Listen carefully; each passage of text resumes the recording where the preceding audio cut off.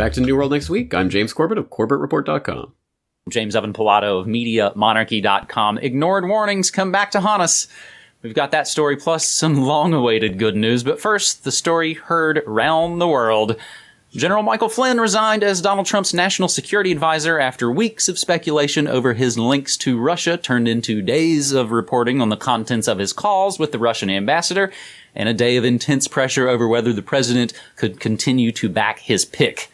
Transcripts of intercepted calls between Flynn and Russian ambassador to the U.S., Sergei Kislyev, as described by U.S. officials to various news outlets, showed the two had discussed sanctions ahead of Trump's inauguration when Flynn was part of the transition team, but not in post as national security advisor.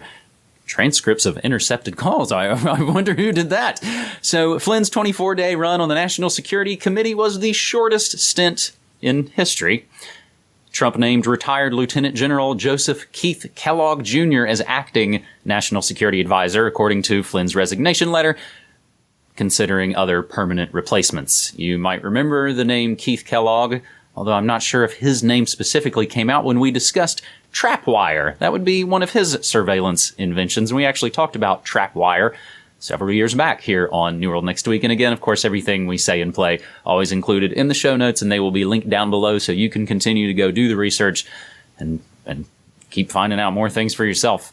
So Mike Flynn may be charged with violating. I saw these words in the news, and James, you and I, and probably lots of other people tweeting it basically at the same time when we heard the Logan Act.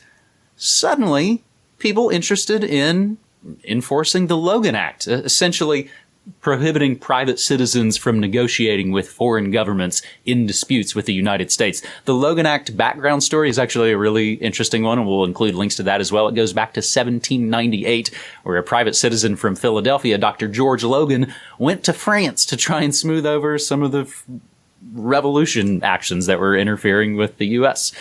James, this story, as we've talked about, everything's kind of topsy-turvy. A lot of people who have been active the last 8 years are all kind of going down in their hidey hole, and the people who have been asleep for 8 years are very wide awake and very agitated, even just kind of talking with a neighbor and just, talking cats and stuff. He wanted to talk about, did you see this? And you see this guy? People are pretty amped up, dude. What's your take on the Flynn situation?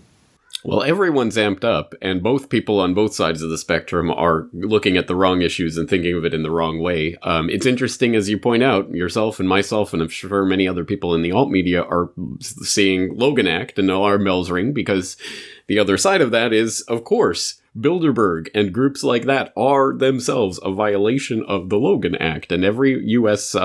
citizen, private citizen that goes there to negotiate with the foreign leaders of governments that are there at Bilderberg every year are in violation of the Logan Act. The other part of Logan Act lore that we should bring up is the fact that it was passed, signed into law in 1799 by President Adams. It has only ever been used to charge one person ever, and it has never been used to successfully prosecute anyone ever in the couple hundred year history of the Logan Act now, because it's pretty much unprosecutable at this point. It's a clear abrogation of First Amendment rights. If you look at the person who was actually charged under it, some Pennsylvania farmer or something, it was because he wrote an op-ed basically just saying that he thought that the Louisiana Purchase should be given back to France or whatever. I mean, it was ridiculous and unprosecutable. It's a stupid law, but the point is, Bilderberg is on its face a violation of the Logan Act. All the U.S. citizens attending Bilderberg every year are in violation of it. It's never brought up. It's never been a political issue. No one cares about the Logan Act until there's a political, brouhaha that can be used to their advantage about it. Flynn won't be prosecuted under it, precisely because A, it's unprosecutable, and B, they don't want to set that precedent. They just want to throw it out there and get people kind of acquainted with it and kind of give the insinuation that there was some sort of breach of law going on here, and then, it'll be swept under the rug. But of course it will be etched in people's minds, like your neighbor and other people who kind of just tune into the news just enough to get whatever their political flavor of news is. Again, There were so many incredibly important issues going on here, including, as you point out, where did these transcripts of the phone calls come from? Of course, from the NSA. And I'll throw a link into an article I was reading earlier this morning about how one of the congressmen who's just outraged that they were recording Flynn's phone calls and listening in was one of the congressmen who was all for the NSA's ability to record and monitor all U.S. Anyone's phone calls, right? It's all fine, except until it's one of the people in the government. Who would have ever thought? Except the people who have been pointing out, like myself and yourself and others for years, this is the power. This is the real power in government. It isn't the elected officials that you tick a box for. It's the people who are listening in on their phone calls and transcribing everything they're doing. And the people with that access to that power have the blackmail power over the ostensible government. So this story touches on so many important things, none of which are going to be covered. It's all going to be about, it's Trump and Russia and all of this, and they're going to spin it away from the really important bedrock issues here. And no surprise there is the craziness just ratchets up and people just get swept away with it. And there's a lot to get kind of swept away. James, you and I were kind of joking off mic beforehand. Our friend Morgan Lesko, I remember just after the election, kind of created a graphic and had a tweet playing on, you've seen the airplane things where it says, put your own oxygen mask on first before you try and administer help to anyone else. Morgan basically said, hey, everybody calm down. Make sure you adjust your own kind of personal, emotional, spiritual self before you go out and try and help all kinds of other people. So I think that's some pretty good advice on this New World Next Week episode number 298 for February 16th, 2017.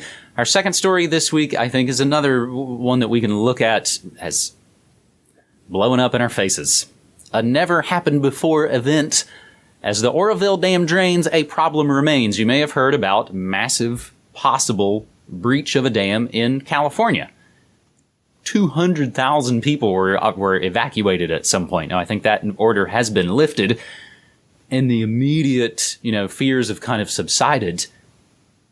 But the background on this, and then I'll kind of extrapolate why I think this is important. The Mercury News reports that more than a decade ago, federal and state officials and some of California's largest water agencies rejected concerns that the massive earthen spillway at the Oroville Dam, at risk of collapse and prompting evacuations, could erode during heavy winter rains and cause a catastrophe. People warned about this 12 years ago, James. So I don't know if you have any comments on this story, if you've seen it kind of play out overseas or not, if you have any comments on this. No, in fact, as the Canadian in Japan, I'm going to pull my Canadian in Japan card. I haven't even heard of the Oroville Dam before you sent me the link to this story, so you'll have to fill me in on this and what it says about America's crumbling infrastructure in general. Honestly, I hadn't heard of it by name either until, the story really started. I think why I wanted to kind of talk about this, I think just like our dams bursting and our bridges collapsing, which we see happening more and more frequently, and everything else, we wait for it to blow up in our faces. That was one of my earliest kind of political, social realizations growing up as a kid in America. I was like, oh, we're really into prevention. We just wait till something blows up in our face, and then we throw all kinds of money and all kinds of resources at it once it's essentially too late, or too late to do anything really effective. I'm kind of dealing with this right now. Real talk time. I let my health and exercise slide all last year while I rebuilt Media Monarchy after being in the commercial radio stations. So now, kind of in the cold of winter here, and we had the worst winter, the most snow we've ever had here in probably about 37 years here in Oregon. Also, along with some family emergencies I'm dealing with, and you can get more on that story on my daily broadcasts if I've been talking about it on the Morning Monarchy, and even the Pump Up the Volume DJ set as well. I realized again that you have to work on these things ahead of time, all the time. That's the ounce of prevention cliche. So I basically spent a year not exercising, enjoying recreational cannabis here in Oregon, and then when it's time to go cook in the kitchen, crack open some beers. Then winter hit, and then family emergencies hit, and you realize, oh, I'm not going to fix problems I let slide over the course of a year with one rigorous weekend of running and juicing. It's not going to happen. So I find this story really interesting. And again, I think adding the personal to these stories that we see gets at, again, what you and I were talking about just off mic. Your latest video about the weird Japanese festival resonates really well, and I think it's resonating with people. That as we see all of this ratcheting up, and just trying to not wig out about everything, these are crazy times. Things are pretty topsy-turvy, James. Any thoughts on that before we move on to our third and final segment? Just that you bring up such an important point. We talk about the body politic, but that's a metaphor that is in some ways it reflects something very real. That politics is essentially just all of us and the ways that we relate to the outside world. And if we are screwed up on the inside, in whatever way, in terms of mental health or physical health or whatever, that's going to be reflected in the types of relations that we start to manifest in society as well. So absolutely, ounce of prevention is worth a million pounds of cure, especially when it comes to dealing with the biggest problems that society has to offer. So I think we all should be constantly introspective and thinking about the ways that we can get right on the inside before we take it out to the outside as well. Mm-hmm. Now, since for a lot of those reasons I've even kind of just mentioned, I haven't managed to shoot a new episode of Good News Next Week recently. So let's have some right here. Let's do a twofer. Montana House passes bill to block National License Plate Tracking Program. This via Off Now, a Montana bill that would limit the use of automated license plate readers, ALPRs or ALPRs, I'm not sure if they pronounce it that way, in the state, and place significant roadblocks in the way of a federal program using states to help track the location of millions of everyday people through pictures of their license plates. It overwhelmingly passed a full House. So that's a little bit of good news about the automotive industrial complex in Montana. And another one kind of goes right along with that in Ohio via Matt Agarist, who says if you take away the political corruption, the bribery scandals, the increased accidents, which I have got an archive of stories on Media Monarchy that I've discussed in the past, and of course the police state issues with red light cameras. Even if you take all that stuff away, you're still basically left with a system that doesn't have any due process. After the corporatist red light camera industry spread through the nation massively, people are finally beginning to realize the dystopia of it. After they woke up to the fact that their, of course, due process had been removed by OptoTraffic, a private vendor allowed to extort citizens with the blessings of New Miami, Ohio politicians, the people fought back in the form of a class action lawsuit. Court finds speed cameras unconstitutional, and the extra bonus kicker forces the city to repay all the tickets. So that's a nice little late Christmas present there, James. I know you had tweeted out the story about the Montana National License Plate Tracking Program. I'd like to add the red light cameras to it as well, James. Well, good news stories indeed. And if people haven't checked out the Montana story, I will suggest they do so at offnow.org. That is from Michael Meharry, who I've had on the program a couple of times. We talked, for example, about the Nullify NSA campaign that they were running, and they're highlighting some of these legislative successes. And as someone cynically notes on Twitter, since when does making something illegal ever stop them from doing it anyway? Exactly right. That's true. But it is good to have this codified in law so that at least people can be prosecuted when they inevitably find to have been breaking the law.